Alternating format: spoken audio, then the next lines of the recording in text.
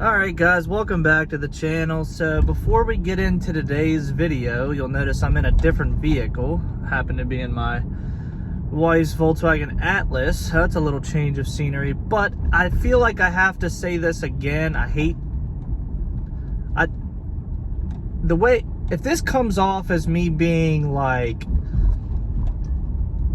arrogant or annoyed, that's not the way I mean it. It's just it interrupts my day and my workflow of certain things. So lately I've been getting a lot of cold calls from people saying, hey, can you help me get into the business, or can you give me some tips or pointers? Which there's plenty of ways for me to give you tips and pointers. Cold calling me just because I put my number out on the internet, to drive business for my company, like that's how I get business, with calls coming in. Just because I put my number out there doesn't mean you can cold call me during the day and I answer the phone and then I feel like I'm stuck on the phone with you because I don't want to be rude, but I'm a one-man band. I'm trying to run a business. So please don't just cold call me. If you want tips or tricks, that's why I put videos out on YouTube to broadcast to a wider range of people, so I don't have to deal with as many phone calls or emails. And the Patreon is always there for people who want to pay to have a little bit of knowledge given to them, because I'm taking time out of my day. I try to keep up on the Patreon as best as I can, but again, one-man band. Sometimes it takes me a little to respond, but I promise I'll get back to you as soon as I can. So that being said, let's get into today's video. Alright, so in this video I'm going to tell you about the time someone lit one of my trucks on fire and burnt it to the ground.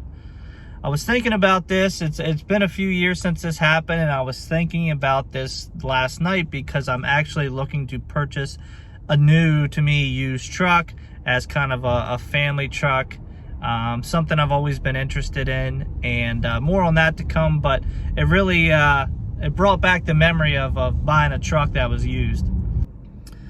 So many moons ago, I bought a 1999 F350 with a 7.3 in it. It had 170,000 original miles on it, and it was a single cab with an aluminum flatbed.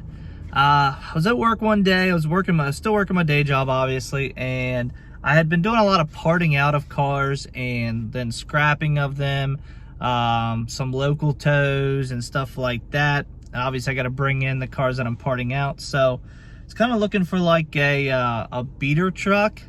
And I came across this truck online. They wanted like $5,000 for it, and it was a manual. It was a ZF6 truck, and I'm trying to think of the town it was in. It was in Ohio. It was about 3.5 hours away from my house, right inside Ohio from PA. And me and my buddy went there one night to look at it. Well, we didn't get there till probably like 10:30 or so, because they wanted us to come that night. They were pretty adamant that they had other people looking at it, and I think they just needed to get it off their hands. So we got there, looked the truck over. They wanted $5,000 for it. It had a aluminum flatbed on it, which was in okay shape. And went and drove it. It ran fine, but when I crawled underneath of it, it had a leaking oil pan. So I haggled a little bit, and I actually got the guy down to like $3,500. So paid for it in cash, brought it home, whatever. So my plans with the truck were to take the aluminum flatbed off, which I did, because it was decent, but it wasn't good enough for me. And this is where my whole idea started with running no bed and just running fenders or quarter fenders and mud flaps. I was actually doing that on this truck. So I took the aluminum flatbed off. I sold that for $1,500. So they had $2,000 in this truck. Well, time went by, working day job, just not enough time. I just kind of abandoned the project. Bought a bunch of stuff for it to fix it up. I had mirrors, grill, just odds and ends that it needed, like the shift boot was torn, everything to do a service on it, and I just kind of lost interest in the project. So it had been sitting in my garage for, and this is important, remember this, it's been sitting in my garage for probably 4 or 5 months at this point. When I needed the garage, I would back it out, but then I'd always pull it back in just so it was there for me to work on. So lost interest in the project, and I you know, was like, I'll just sell it, you know. I don't got much money in it, I'll sell it. So ended up making a deal with a friend of mine. We're still friends to this day, actually. And ended up making a deal on it. And I don't remember what happened. For some reason, he didn't take it that day. Oh, so he came over to look at it. Wouldn't start. Batteries were dead in it. So he's like, don't worry about it. You don't need to jump it. I trust you. Obviously, I know it runs. That's why you had it. I'll just bring my trailer back by this weekend and I'll pick it up. So I took the tags that I had. I never put the tags on, but then I turned the tags back in and I canceled the insurance on it. Because this was like on a Tuesday or Wednesday and he was coming on Saturday. So lo and behold, one morning, this is when the story gets good. All right, so 5:30 in the morning, I'm laying in bed and I hear this bang. Let me adjust you guys a little bit. I hear this bang. Like, that's weird. You know, but it happens at the house. It's always windy at the house. We have like a gate on our deck that always swings open. It's not latched or anything, so it just swings open. And it'll bang sometimes. So, laid there for a couple more seconds. And I heard another bang. I'm like, I'll at least get up. No, so I get up, I turn out of our bedroom, turn left out of our bedroom, and there's a window that looks over the backyard. Well, when I look out that window, all I see is brightness. Look out the back window, and I yell back to my wife. I say, something's on fire. I don't know what it is. Call 911. Well, it was the truck. So I had pulled it out of the garage and parked it outside when I knew he was coming to look at it. A few days go by, it's sitting outside, it's got dead batteries, and I run outside and this is what I see. I'll put a video up here and I'll let it loop a couple times. This is what I see. So I get out there and you see it's so on fire that there's no way I'm gonna put this thing out. She calls 911 and fire department's on their way. I can hear them coming. They're not too far from the house, but I could hear them coming off in the distance because 5 o'clock in the morning, it's quiet. So anyways, this is where my whole volunteer fire department thing came from.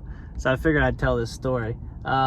So I get out there and I'm just kind of, if you look in the video, you can see off to the right of the truck, there's a trailer there. One of my first, open deck trailers. The tires were on fire on that from the truck. And then on the other side of that trailer, it's a wood deck trailer. On the other side of that trailer, obviously, is the other side tires. And then there's a wood pile, which is probably from the truck to my garage is maybe 20 feet. It's not very far. So I'm out there worried that the garage is going to catch on fire. So what I do is I run to the pool, I get a 5-gallon bucket, run to the pool and just try to like dampen the area between the truck and the garage till somebody gets there.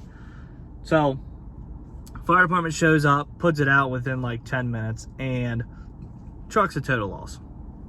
Melted the motor, melted all the wheels off it. I'll put a picture up of the final project, and it's just a total loss. It's just sitting there stuck in the ground, smells terrible from all the burnt stuff.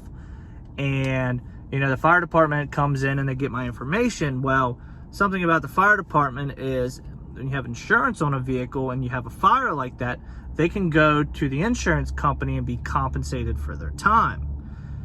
Well, I took the insurance off of the truck, and once I said that, their attitude completely changed, and it was like I was nobody. They put it out, and the guy said, well, looks like you pissed somebody off because it looks like the fire started in the cab.